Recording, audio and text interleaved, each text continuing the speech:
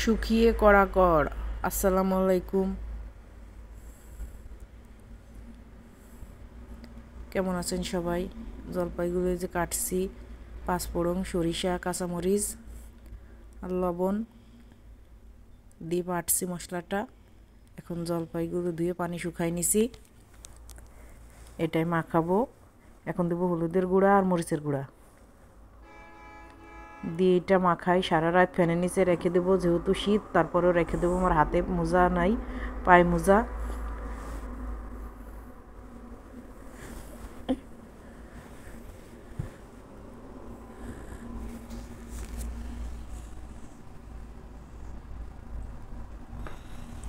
যেহেতু এটা ঝালের আচার করবো, এই জন্য মরিচের গুঁড়াটা দিলাম। আরও মরিচটা টালে রাখছি, ওইটাও দিব।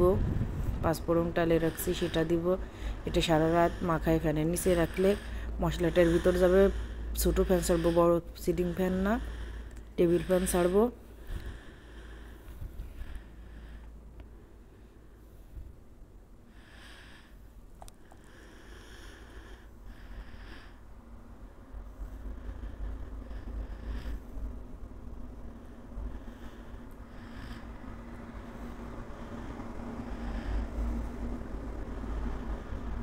মশলাটা মাখানো হয়েছে, মনে হচ্ছে এখনই খাই, কারণ সিদ্ধ জলপাই এরকম মশলা মাখায় 4টা-10 টাকায় পাওয়া যায়। স্কুলে খাই, মনে হচ্ছে এখন খাই, কিন্তু ভাবিরা নাই, ভাবিরা ছাড়া টেস্টি হয় না আচারটা।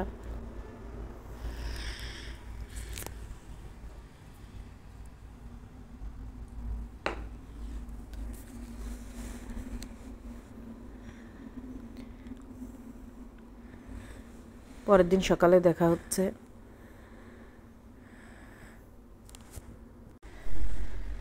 এখানে তেল দিয়ে দিছি, তেলের ভিতরে দিয়ে দিছি হচ্ছে পাঁচফোড়ন, গোটা পাঁচফোড়ন, তেজপাতা দিয়ে দিছি, গোটা গরম মশলাও দিব,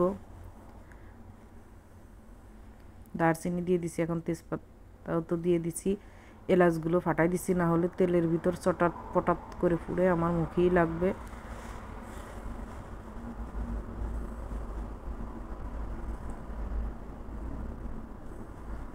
তারপরে দিয়ে দিব হচ্ছে জলপাই। দেখেন শুকাই একেবারে খড়খড় হয়ে গেছে।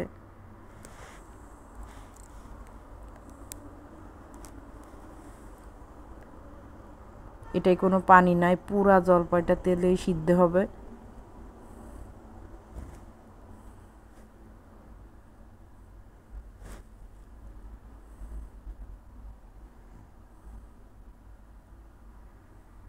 আরও তেল দিব একটু ভাজার পরে, আরও তেল দিয়ে তারপরে রোদ্দুরে শুকাবো।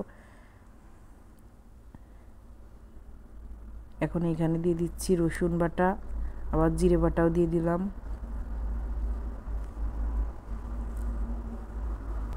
এখানে বলতে পারেন যে তেলের ভিতর কেন রসুন আর জিরে বাটাটা আমি করলাম না, ধনে বাটা, কারণ তেল যেহেতু জলপাইটা সিদ্ধ না, আমি সিদ্ধ করবই। তেলের ভিতরে জলপাই আর রসুন আর মশলাগুলো ভাজা হয়ে যাবে, কাঁচা মশলাগুলো, ওই জন্য এক্সট্রাভাবে ভাজি নাই, কারণ ভাজলে ওটা পুড়ে যাবে পুরা জলপাই সিদ্ধ হতে হতে, সেই জন্য এরকম দিলাম।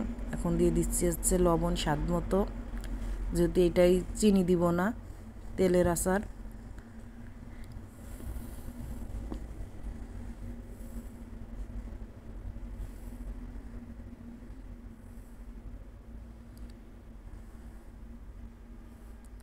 রসুনটা যখন একেবারে পুরা ভাজা ভাজা হয়ে যাবে, তখন হচ্ছে জলপাইটা আমি দেখবো যে সিদ্ধ হয়েছে না। রসুনটা পুরা ভাজা ভাজা হয়ে গেলে তখন আচারটা পুরো কমপ্লিট হয়ে যাবে। ভাজতে থাকি।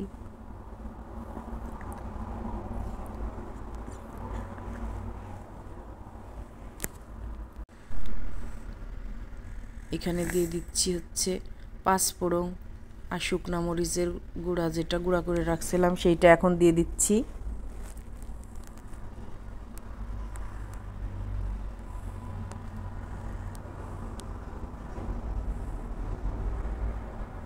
আচারটা অনেক টেস্টি হয়েছে,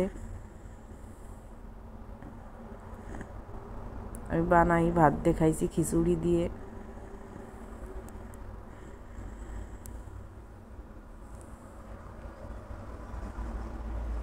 দেখেন কত ইয়ামি হয়েছে।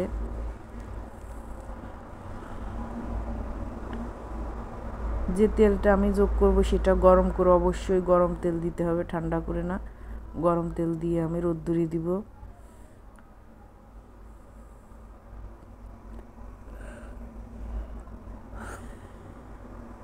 জলপাইটা পুরো সিদ্ধ হয়ে গেছে, মশলাটা পুরো ভাজা ভাজা হয়ে গেছে, বা বেশি ভাজলে পুড়ে যাবে, তিতো হয়ে যাবে, গন্ধ বেরোবে।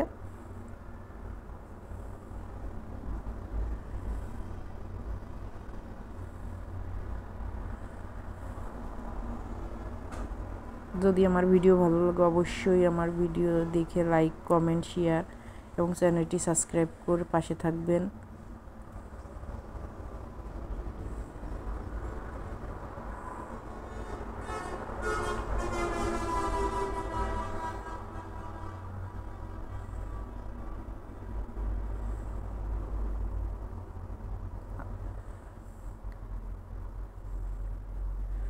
জলপাইটা যে ঠান্ডা হয়ে গেছে, কন্টেনারে করে রাখছি, এইভাবেই রোদ্দুরি দিব।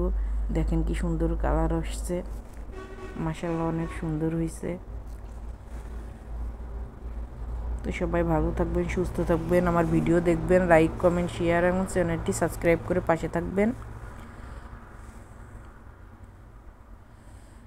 আল্লাহ হাফেজ।